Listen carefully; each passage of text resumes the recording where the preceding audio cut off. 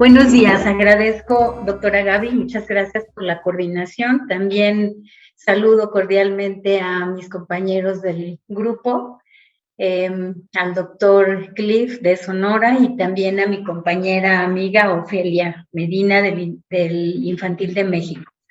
También, Francisco, quiero darte las gracias porque pues hemos hecho un equipo desde hace ya algunos años y que, bueno, yo agradezco que siempre me tengas presente en los eventos que ustedes organizan. Tengo un reto muy importante y tengo 15 minutos, así que me voy a ir también muy rápido. Y pues me han encomendado hablar con ustedes sobre el tema de Caminando hacia la Equidad y la Justicia, abordaje integral de la violencia sexual, y me han encomendado hablar sobre el sobreviviente. Las consecuencias acerca de lo que ocurre en la violencia con las adolescentes, los adolescentes, niños y niñas. Y en este sentido iré enlazando, como les digo, es un reto muy importante ir enlazando el tema de la igualdad, de la justicia con la violencia sexual, ¿no? Se requiere en realidad pues un poco más de tiempo, pero voy a hacer un intento. Creo que la mayoría hemos visto y se ha socializado frecuentemente esta figura acerca de la igualdad y de la equidad.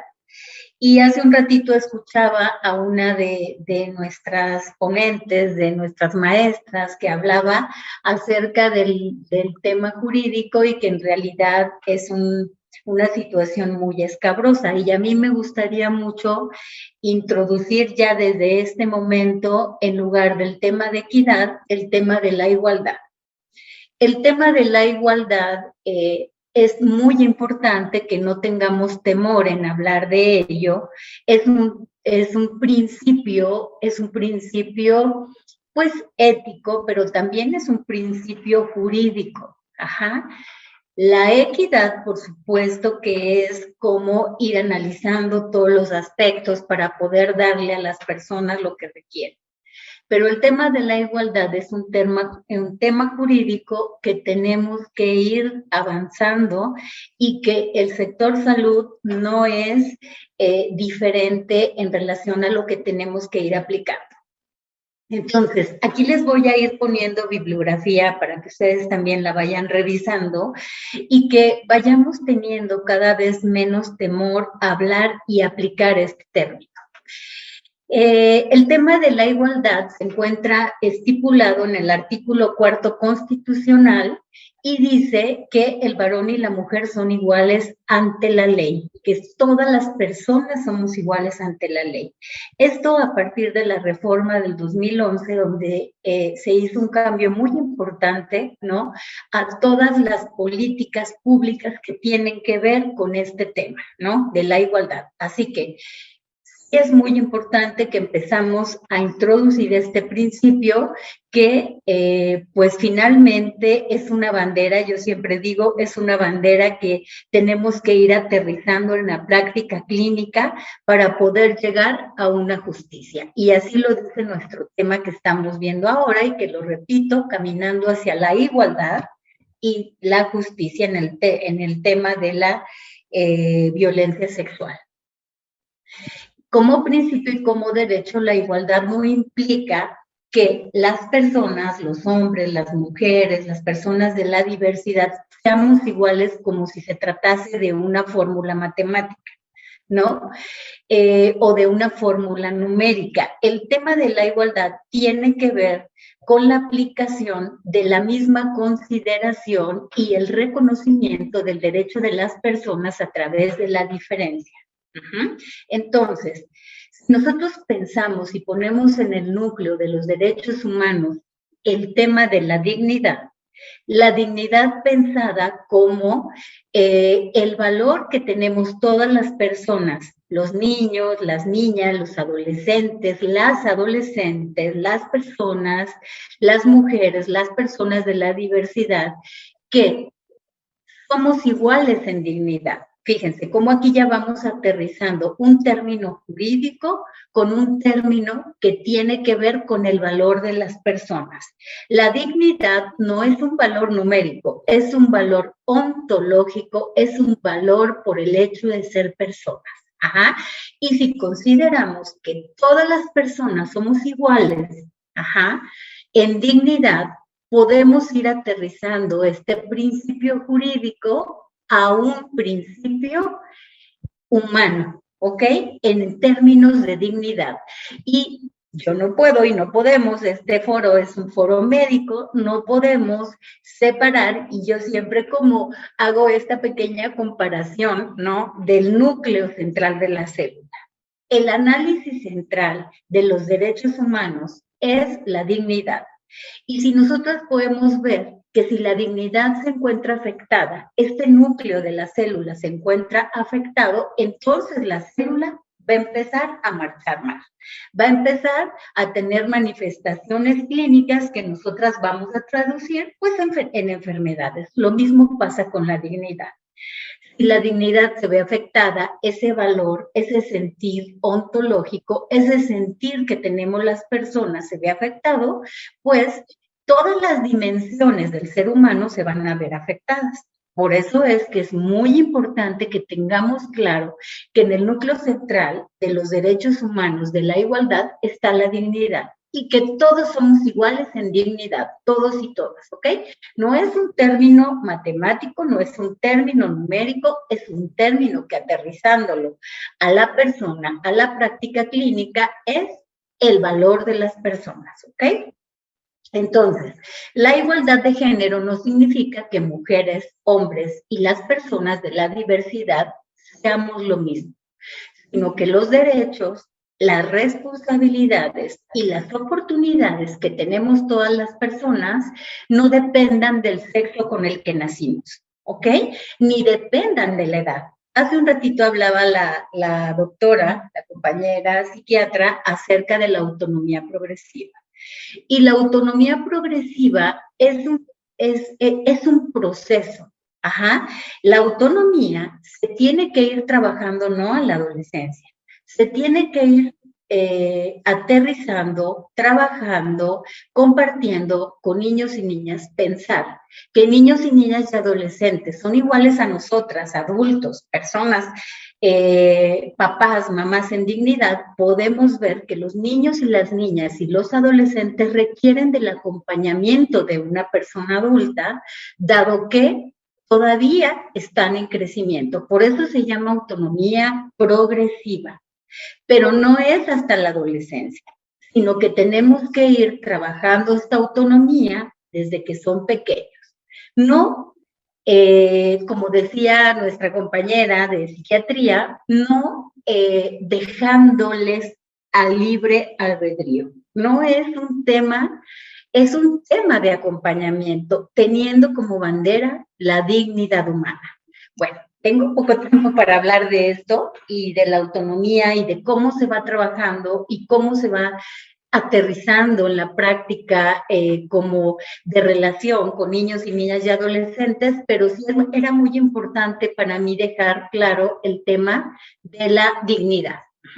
Entonces, la igualdad sustantiva significa que los estados y las instituciones donde nosotros estamos trabajando, podamos visibilizar que las personas, hombres, mujeres, niños, niñas y adolescentes, tenemos la misma dignidad, pero que también como instituciones que trabajamos para el Estado, tenemos que saber a qué se refiere y cómo practicarlo.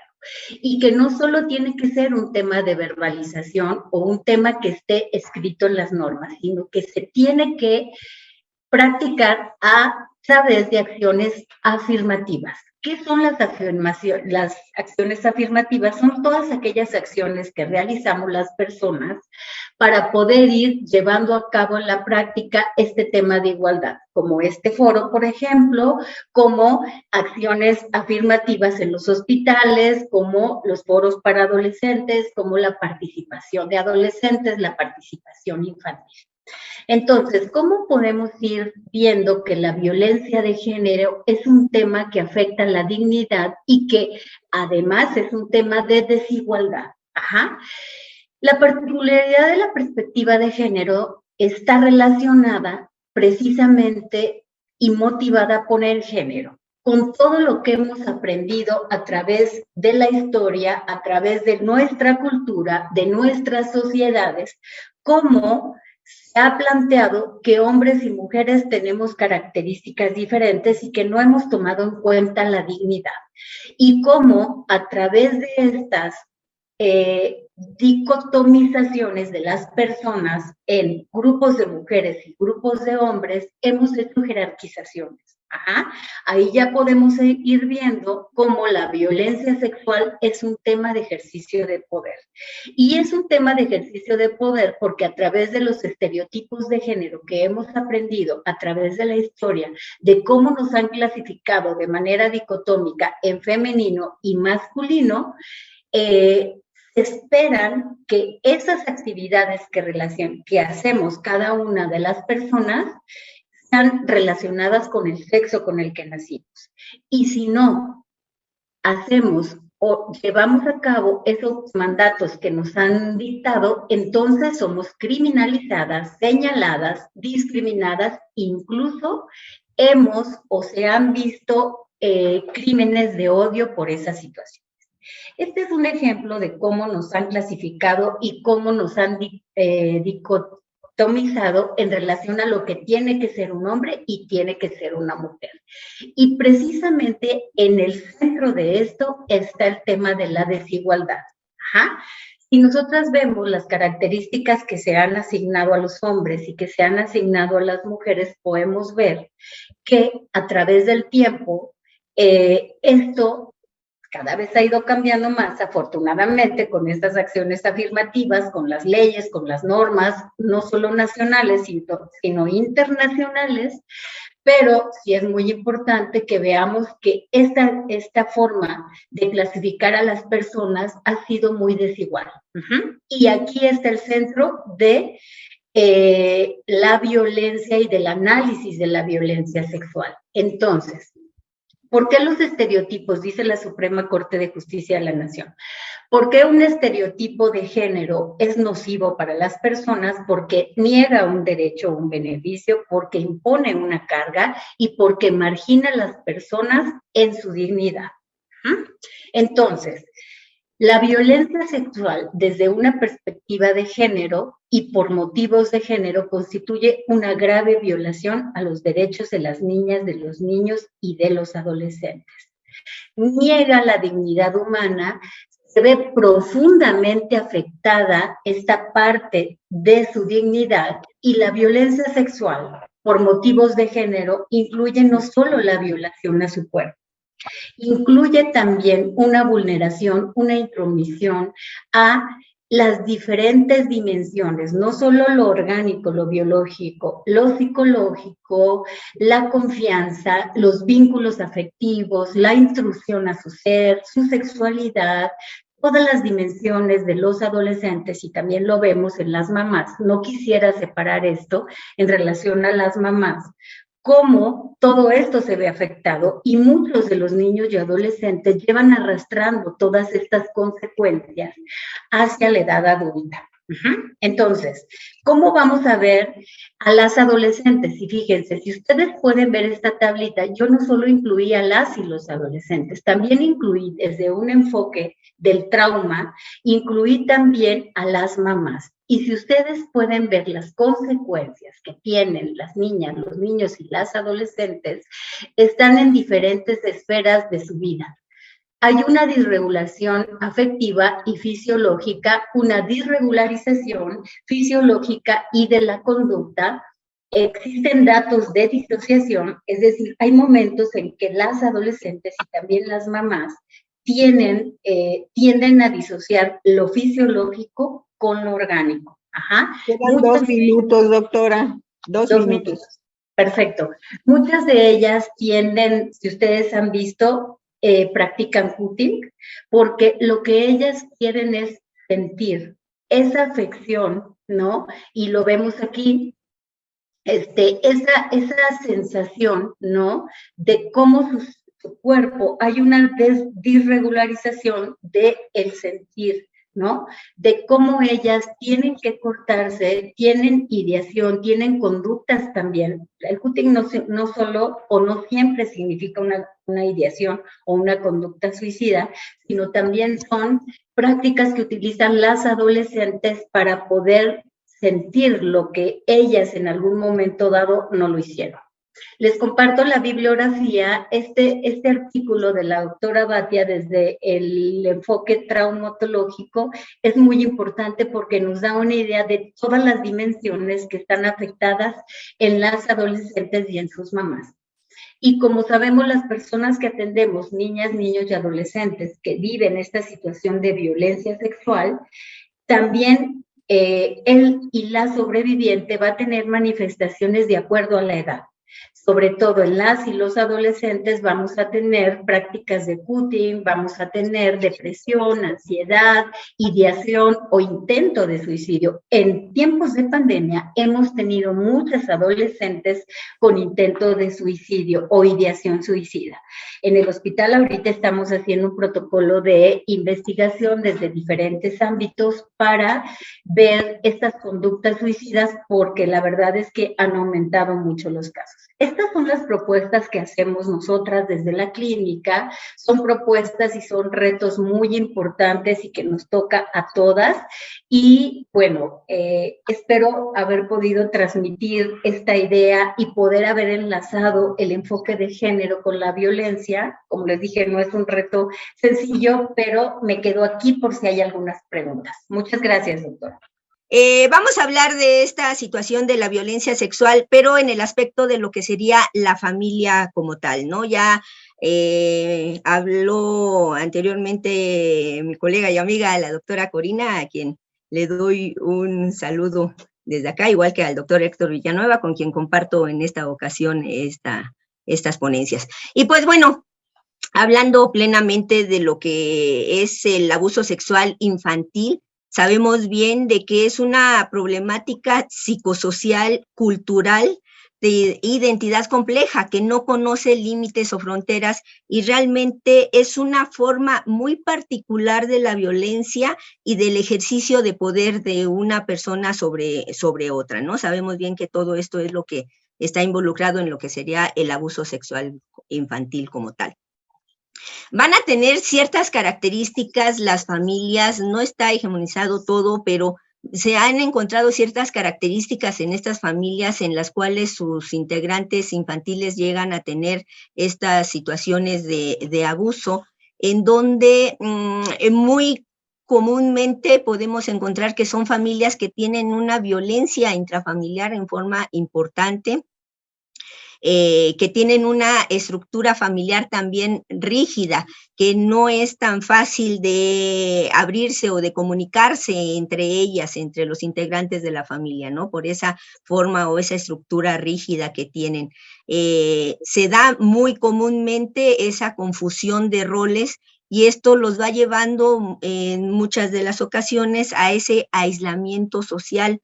Y se ha visto cómo este tipo de familias tienen múltiples factores que van a estar bloqueando esos mecanismos que se tienen en forma natural que regulan la sexualidad interior de la familia y van tomando a la sexualidad como un cierto tabú en el que con esa rigidez con la que se comportan, pues hace que no sea tan fácil la comunicación entre ellos en términos generales y mucho menos en los aspectos de sexualidad, ¿no?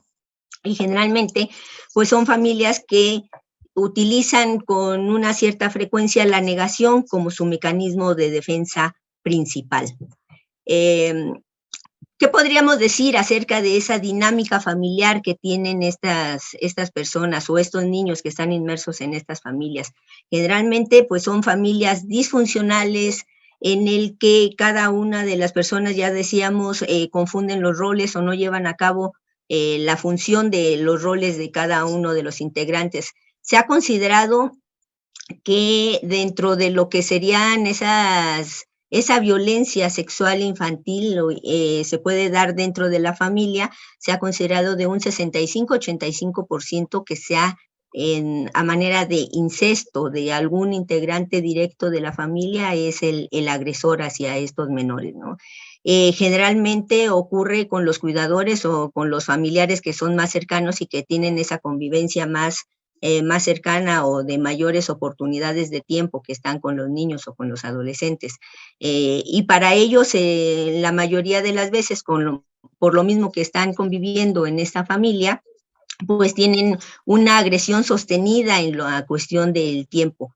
Y esto va llevando a que una manera de poder conseguir esa agresión sostenida en el tiempo es imponer dinámicas del secreto para que esto no pueda ser revelado en ningún momento y pueda seguirse el agresor dando esos ataques hacia esta población infantil. Y por lo tanto, al mantenerse esa dinámica del secreto, pues nos va llevando a que la revelación sea en una forma tardía en la mayoría de las veces. Van a existir ciertos factores de riesgo en los cuales pueda verse inmerso este fenómeno. Uno de los principales factores de riesgo en la dinámica familiar, ya decíamos que son familias caóticas o familias disfuncionales en donde predomina lo que son la falta de límites físicos, límites psicológicos, límites emocionales. Existen muchas de las veces a lo que es la pareja parental, lo que son los padres, problemas sexuales entre ellos. Hay muy comúnmente, nos podemos encontrar historias de maltrato en alguno de los padres o en ambos padres cuando ellos eran niños, y esta historia finalmente viene repitiéndose. Al final de cuentas, los padres cuando fueron niños, pues de alguna manera si vivieron esa violencia dentro de las familias en donde se desarrollaron, fue lo que aprendieron. Y muchos de ellos no tienen la resiliencia suficiente como para poder hacer esos cambios, romper esa cadena, y entonces al momento que ellos vuelven les toca en la vida ser padres, pues vuelven a repetir esos momentos de violencia o esas formas de violencia que ellos aprendieron en su niñez. Los padres frecuentemente tienen ese autoconcepto negativo y entonces esto lo hace que también la familia pueda ser disfuncional por esas mismas circunstancias, ya sea los padres o las familias en general. Puede hacer que esa familia que está viviendo la violencia no tenga ninguna red de apoyo para poder afrontar esos momentos adversos que vive, y esto también conlleva a que la participación que se tiene de la familia en lo que es la sociedad, en el desarrollo de la sociedad, de esas faltas de apoyo que muchas de las ocasiones nos encontramos y en la actualidad es algo de lo más común que pueda tenerse, con todas las circunstancias que hemos estado viviendo, sobre todo la pandemia, por ejemplo, todo lo que trajo consigo en cuestiones económicas, emocionales y de convivencia, pues bueno, forma parte de los factores de riesgo para que se desencadene lo que sería la violencia dentro de la familia y el ataque o las agresiones a lo que serían los niños, los integrantes de esa familia, ¿no? Además de las parejas en disputa, ¿cuántas veces no hemos visto?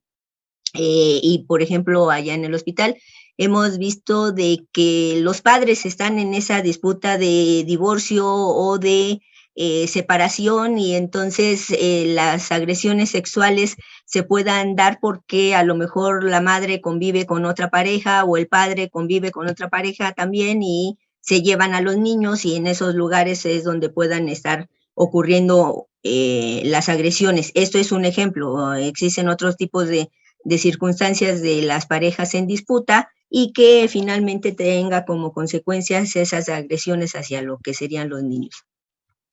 Se puede dar y se ha visto que puede darse en un mayor porcentaje estas situaciones de agresiones, sobre todo en familias monoparentales o familias reconstituidas, ya lo mencionábamos, en el que la madre o el padre tienen una nueva familia, han formado una nueva familia, viven o conviven con otros tipos de personas, y pues bueno, ahí es donde puedan ir también los niños y en un momento dado puedan estar en ese riesgo.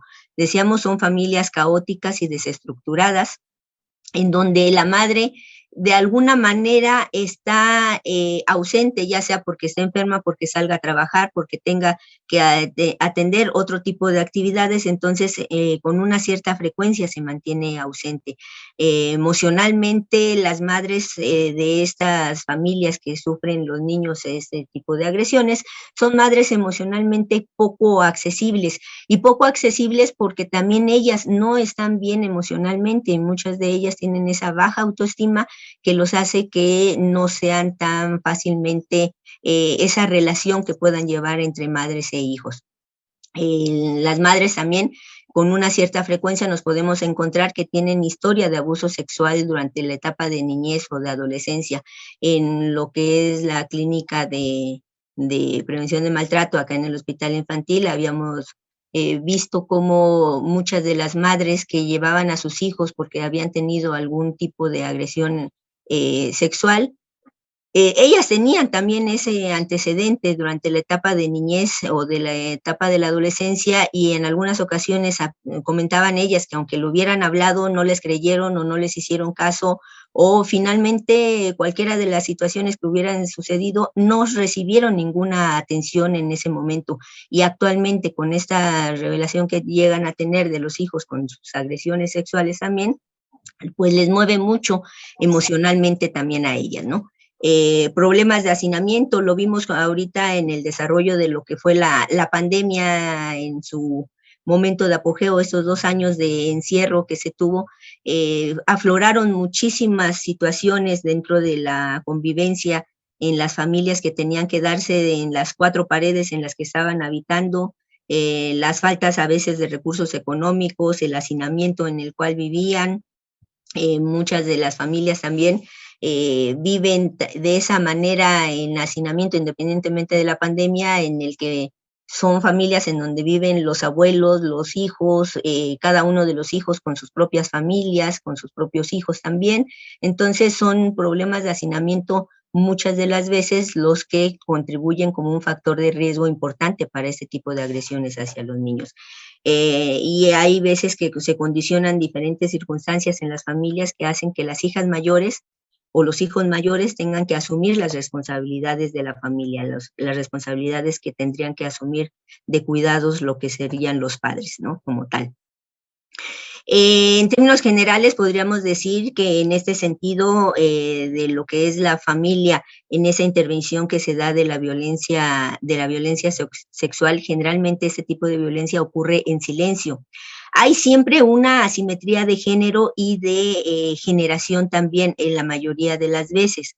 Esto es lo que se hace en el sentido de las agresiones que puedan llevar en esas diferencias de edades, finalmente, por eso hablamos en lo que sería la transgeneración, y que esto lleva a que el secreto sea la ambivalencia de sentimientos que pueda tener tanto la persona que es víctima como la familia como tal, en el sentido de que si se da dentro de la familia está el agresor, pues bueno, esto conlleva a que los sentimientos sean de ese tipo ambivalente, porque tanto tienen el aprecio familiar hacia el agresor como hacia la víctima, ¿no? Entonces, el predominio de las agresiones, pues generalmente son en el domicilio del menor. Se puede dar en otros domicilios de las otras familias, sin embargo, el domicilio del menor es en donde prevalece. Hay mayor representación a nivel del nivel socioeconómico bajo o precario en el lugar en donde ocurren este tipo de situaciones. Se ha dado más la feminización a lo largo de la historia, la feminización de la agresión sexual, en donde las niñas son las de mayor prevalencia para ser agredidas. Y esto, dentro de las explicaciones, se tiene ese sometimiento histórico del género anclado a una cultura patriarcal, que como quiera que sea, es parte de lo que estamos viviendo todavía, ¿no? Esa masculinización del perpetrador, por lo tanto, ante esa feminización de la agresión sexual. Y los tienden a denunciar menos estas situaciones de violencia sexual en el sentido de esa sociedad patriarcal y machista que significa que para ellos, para un hombre sería la deshonra principalmente, ¿no? Entonces, por eso es que buscan menos ayuda psicoterapéutica.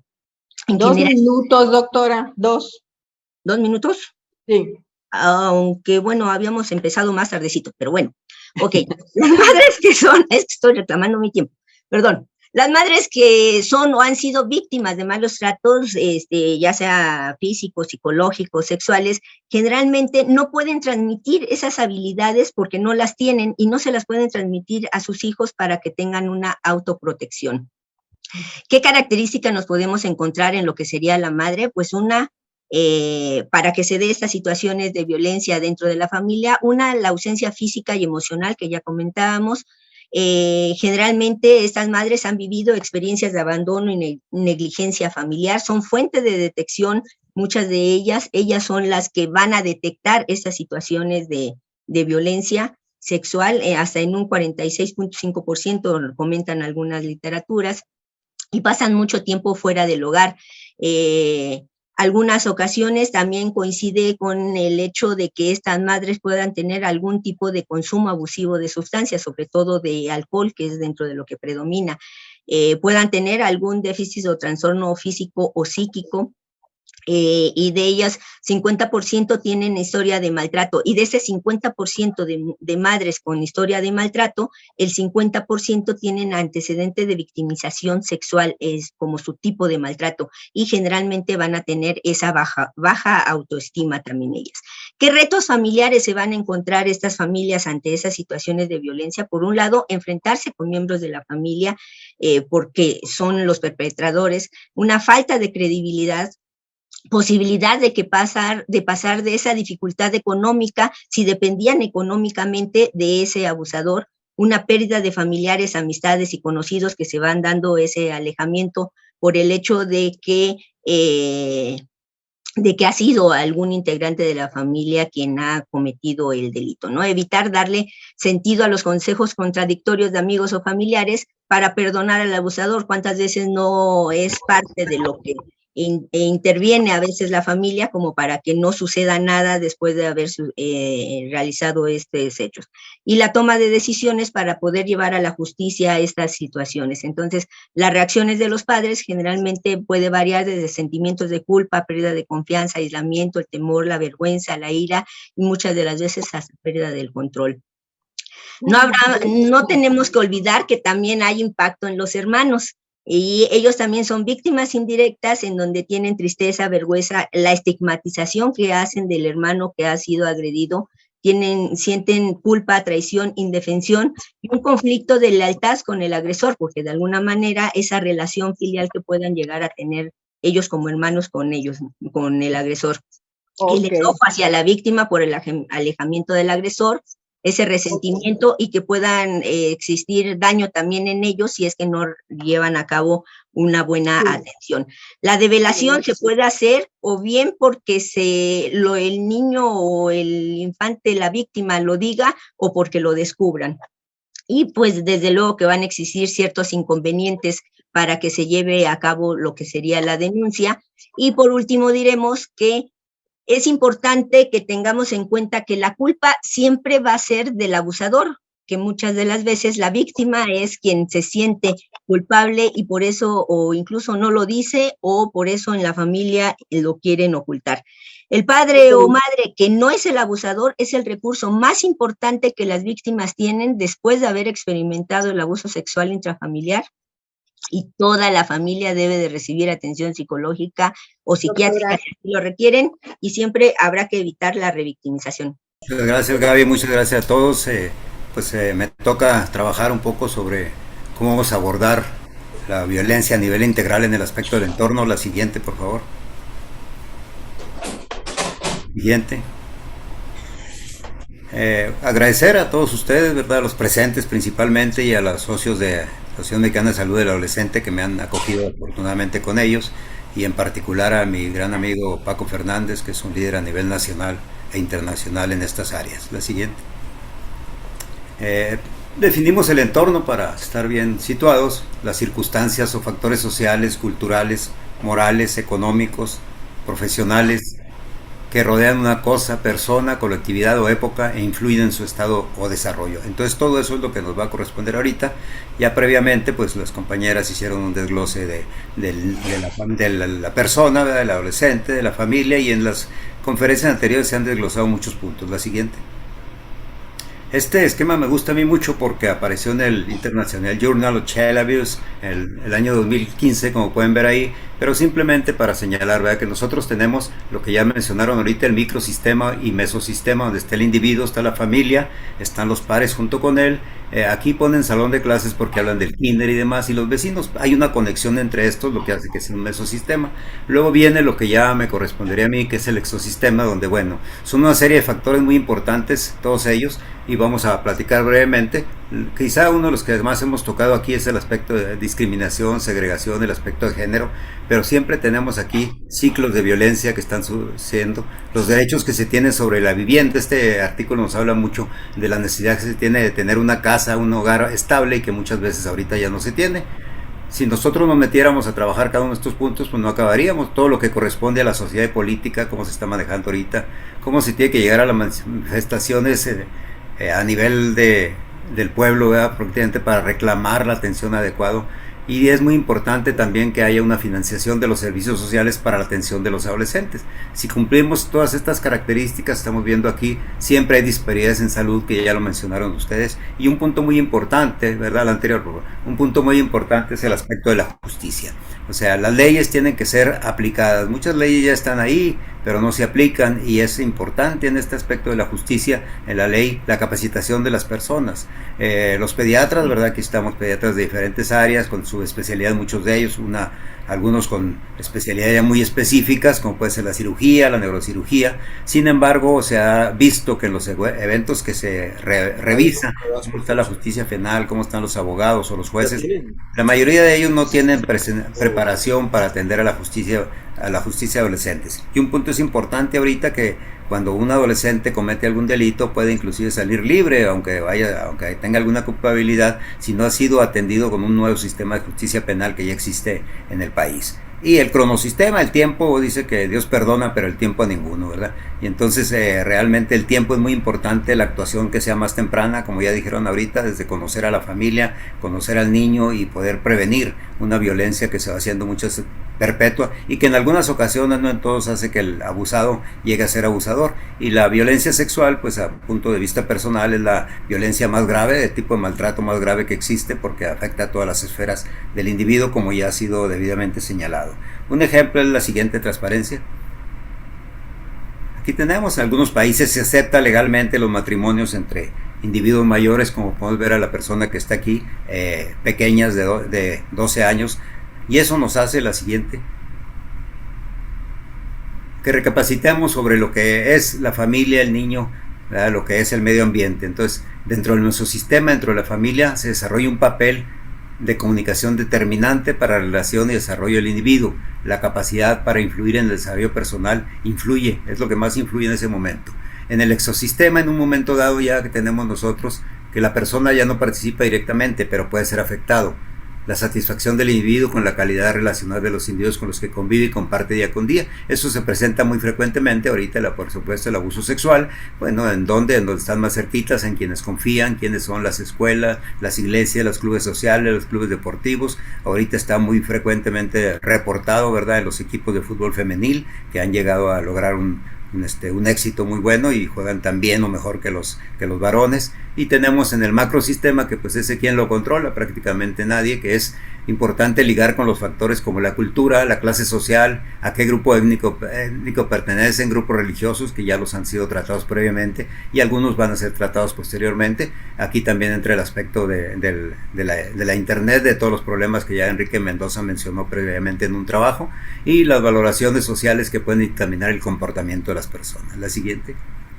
Y esto es a lo que podemos llegar, ¿verdad? Esta es una noticia de hace unos 5 días, el lunes pasado, aquí en el estado de Chihuahua, en Hidalgo el Parral, que es un mineral muy, muy famoso. Se dice que es la capital del mundo, ¿verdad?, en broma, pero esta niña de 14 años como ven ustedes, fue vinculada por homicidio calificado al asesinar a su pareja sentimental, 23 años mayor. Entonces, obviamente, todo esto es sobre un entorno que ya se conocía, pero que habitualmente no se trata este aspecto, sino a mí no me corresponde, a mí no me toca, o no hay una interrelación adecuada entre nosotros, el área de la salud, el área de educación, el área legal, el área política. Entonces, para esto, en el Hospital Infantil de Especialidades, donde trabajo yo desde hace ya más de 25 años, hemos trabajado ahorita con grupos de salud pública. La siguiente.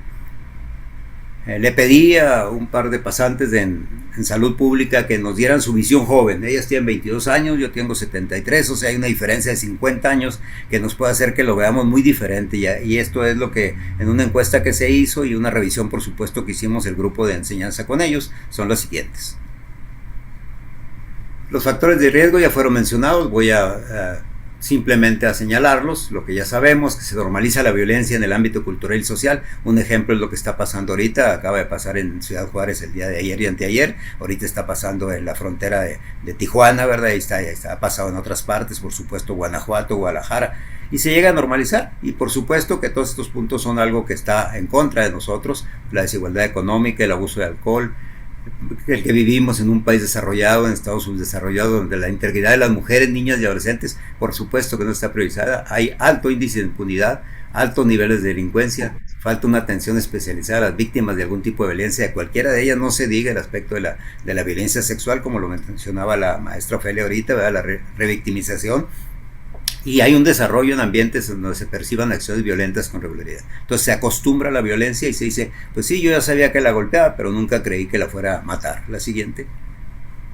Las propuestas que hacemos nosotros, que espero sean interesantes y puedan tomar algunas de ellas, el grupo de AMSA y otros, como al final lo voy a señalar, pues el punto importante, el que yo considero más importante, es el apoyo entre los propios jóvenes. O sea, ser los protagonistas de su propio destino, ya lo han estado diciendo ustedes, como el adolescente madurando poco a poco, la evaluación que tiene que hacer, pero la influencia que puede tener en los grupos sociales y la influencia que puede tener a nivel sociopolítico. Ya a los 18 años ya pueden votar, pero desde antes se pueden manifestar, y ahí casi en la mayoría de las ciudades hay grupos, ¿verdad?, que participan en los ayuntamientos y dando sus opiniones. La capacitación de docentes y monitores en centros de desarrollo adolescente, todos aquellos que trabajan o trabajamos con adolescentes. La actualización de las actividades que se hacen en los programas de salud, porque muchas de ellas, según lo que hemos revisado y lo que me comentaban par de pasantes, están muy atrasadas. Y la sensibilización acerca de los diferentes tipos de violencia. También cursos enfocados en la formación moral de los adolescentes. Entonces, estos 5 puntos los vamos a desarrollar. Siguiente. El primero, que en lo particular ya lo he hecho, considero el más importante, es la formación de grupos de profesionales juveniles que otorguen pláticas, información y capacitación en los entornos de desarrollo del adolescente, creando un ambiente de confianza y confidencialidad donde los jóvenes se desarrollen de manera libre y participativa. Dicen ellos, nos gustaría crear un ambiente de confianza entre los jóvenes con apoyo de personal de salud joven, con el cual puedan hablar de una manera abierta y segura, entendiendo el lenguaje con el que se manejan, capacitándonos para poder brindarle la información necesaria y que ellos mismos requieran. O sea, que sea el mismo joven el promotor de su salud, el promotor de su tolerancia, el promotor de su paciencia, el promotor de su buen desempeño. La siguiente. Capacitar a los docentes y monitores en centros de desarrollo del adolescente.